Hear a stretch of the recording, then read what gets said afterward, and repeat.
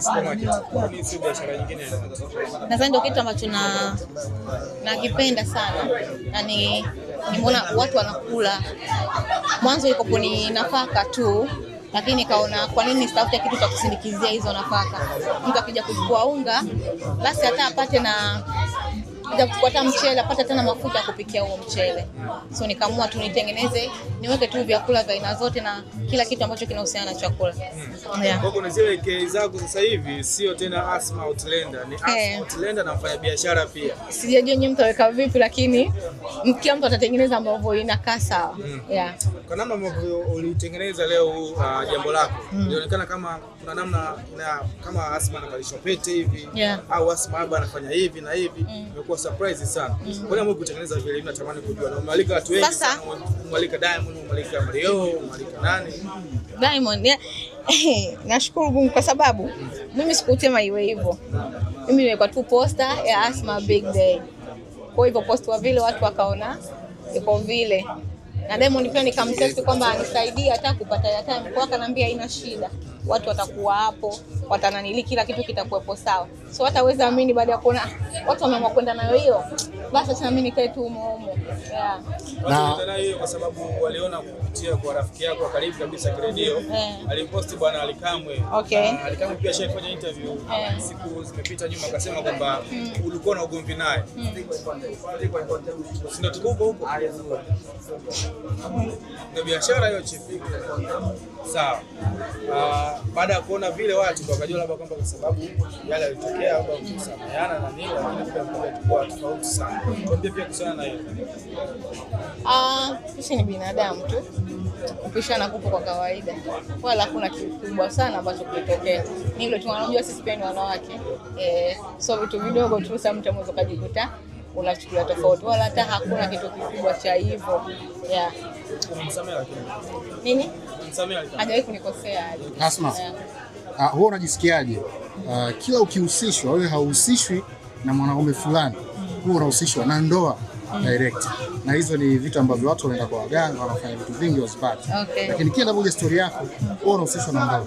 Ukiona hivyo nini kina hit kichwani kwako? Biashara ipo. Sijakuelewa. Yaani biashara ndio leo siku ya kwanza. Wewe kila ukihusishwa unahusishwa na ndoa. Sio tu mahusiano ya kawaida. Ambapo mitaani tunajua watu wanastafuta ndoa. Sasa wewe huwa unajihisi vipi? Kile kitokea hivyo. Ili hali kuna watu hizo ndoa wanazangaikia. Kwa nini umesema ndoa? Of course kila ukihusishwa utasikia ni ndoa. Anaolewa. Hata leo pia ndoa.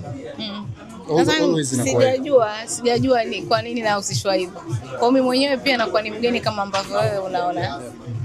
Kuna ile kauli watu wanasemaga kwamba kila mafanikio ya mwanamke kuna mwanaume pia. Asma pia anabeba hiyo kauli. Sidhani kama za nikaibeba hiyo kauli.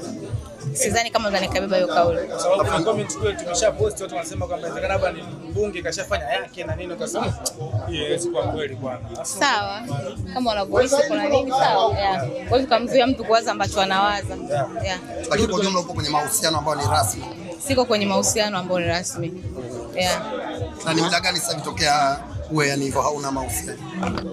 Mimi ni muoga ila ni muda kidogo. Ni muoga wa mahusiano. Weka kwenye hiyo ni muoga lakini pia ni muda kidogo. Sawa, na umejipangaje kuendelea kustick na biashara? Kwa sababu pia watu maarufu ni wengi ambao wanazindua biashara, tunaenda promotions zinafanyika, lakini baada ya miezi 3-4 zile biashara tuzioni tena. Consistency inakosekana. Wewe umejipangaje? Nadhani mpaka na waza sio kila mtu anaweza kaanzisha kitu zeni akaendelea nacho, wengine huwa wanaishia njiani. Lakini nadhani kudra za Mwenyezi Mungu sana na juhudi zangu nadhani ndio tutafanya hichi kitu kiendelee kuwepo. Na nyinyi mtakuwa ni mashahidi.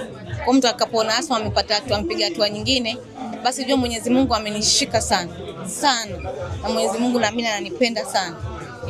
Asma rafiki yako pia Said amefungua biashara yake na kuuza unga. Nafikiri umeiona hiyo. Wewe pia umefungua supermarket ya kuuza vitu nafaka na vitu vingine pia. Hizo idea ni kama ziligongana kwa sababu ndio alianza kufuata yeye au mlishirikiana kwenye hilo? Hapana, sijashirikiana naye. Inaitwa kwamba kila mtu anashinda mengo zake. Said alishinda mengo yake safi sana. lakini pia mwenyewe pia kitu kilikopotoka zamani. Yeah. Mwachanja amelia hapa leo. Nani? Mwachanja. Anajua tulikotoka. Yeah. Una kipi cha kuambia mabinti ambao wanakutazama sasa hivi ikizingatiwa tu kwenye era ambayo mabinti wengi wanaamini kwenye fedha ya kupewa na mwanaume, kwenye mahusiano ya huyu na yule ili apate fedha? Hata kama kuna binti anaamini kwenye hela ya kupewa, hiyo hela ya kupewa kama anaweza kaigeuza, aigeuze hela ya kupewa ili izalishe hiyo ya kwake.